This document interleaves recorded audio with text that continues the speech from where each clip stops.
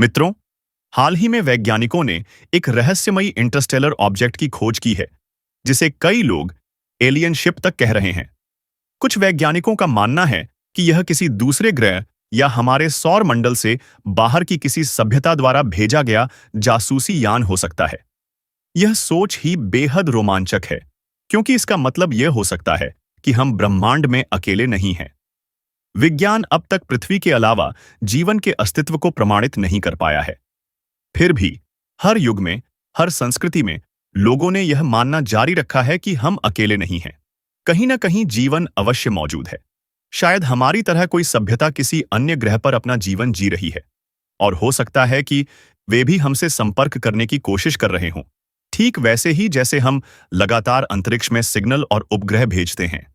यही कारण है कि वैज्ञानिकों और आम लोगों के बीच 3I एटलस को एक रहस्यमयी संकेत के रूप में देखा जा रहा है। मित्रों, विज्ञान कितनी भी प्रगति कर ले, कुछ रहस्य ऐसे हैं जहां विज्ञान रुक जाता है, और वहां आस्था, विश्वास और अध्यात्म आगे बढ़ जाते हैं। जैसे हमारे शरीर में मौजूद अदृश्य प्राण शक्ति, जो हमारे जीवन की सबसे बड़ी ऊर्जा है। यदि यह शक्ति हमारे शरीर से निकल जाए, तो सबसे स्वस्थ व्यक्ति भी पल भर में निर्जीव हो सकता है।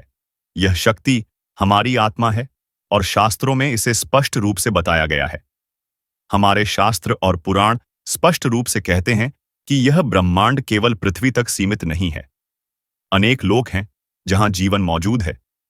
अनेक कथाओं में दिव्य पात्रों और अर्षियों का वर्णन मिलता है, जो एक लोक से दूसरे लोक में स्वतंत्र रूप से विचरण करते हैं। शास्त्रों के अनुसार इस ब्रह्मांड में 3 प्रमुख लोक और 14 भुवन हैं। 3 मुख्य लोकों को त्रिलोक कहा जाता है: भूलोक, स्वर्गलोक और पाताल लोक। हम जिस लोक में रहते हैं उसे भूलोक कहा जाता है। यह मध्य लोक है, जहां मनुष्य और 84 लाख योनियाएं निवास करती हैं। पृथ्वी से ऊपर है स्वर्गलोक, जहां देवता और इंद्र अपने महलों में निवास करते हैं। यहां पूर्ण करने वाली आत्माएं अपने कर्मों के अनुसार फल भोगने आती हैं। पृथ्वी के नीचे है पाताल लोक, जिसे असुरलोक या नागलोक भी कहा जाता है, जहां असुर, दानव, यक्ष और नाग जैसे शक्तिशाली प्राणी निवास करते हैं। इसके अलावा 14 भुवन बताए गए हैं, जिन्हें भगवान शिव और माता पार्वती ने मिलकर बनाया है।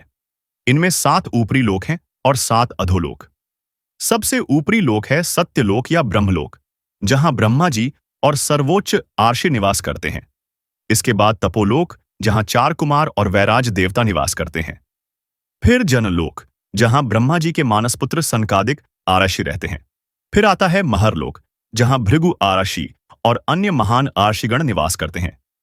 यहां रहने वाले लोग अपनी शक्तियों से कहीं भी यात्रा कर सकते हैं। उसके बाद है स्वर्गलोक और फिर भूवरलोक, जिसे सिद्धलोक भी कहा जाता है। इसके बाद है हमारा लोक, भूलोक यानी पृथ्वी। अधोलोकों में आते हैं अतल लोक, वितल लोक, सुतल लोक, तलातल लोक, महातल लोक, रसातल लोक और अंत में पाताल लोक। अतल लोक माया के पुत्र बाल का निवास स्थान है। वितल लोक में भगवान शिव अपने गणों के साथ निवास करते हैं। सुतल लोक राजा बलि का लोक है, जिन्हें भगवान वामन अवतार में पाताल भेज चुके हैं। तलातल और महातल लोक दानवों और नागों का निवास स्थान है। रसातल लोक में अनेक दैत्य और दानव रहते हैं।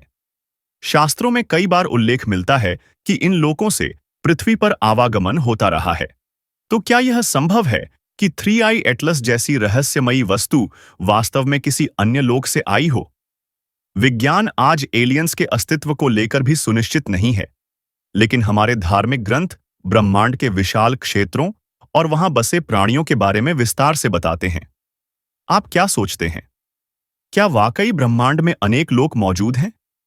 क्या उन लोकों में अलग अलग प्राणी रहते हैं? क्या वैज्ञानिकों को हिंदू धर्म ग्रंथों के आधार पर अंतरिक्ष की खोज नए तरीके से करनी चाहिए? और क्या 3I एटलस सचमुच एक एलियन शिप हो सकता है? अपनी राय हमें कमेंट में जरूर बताएं।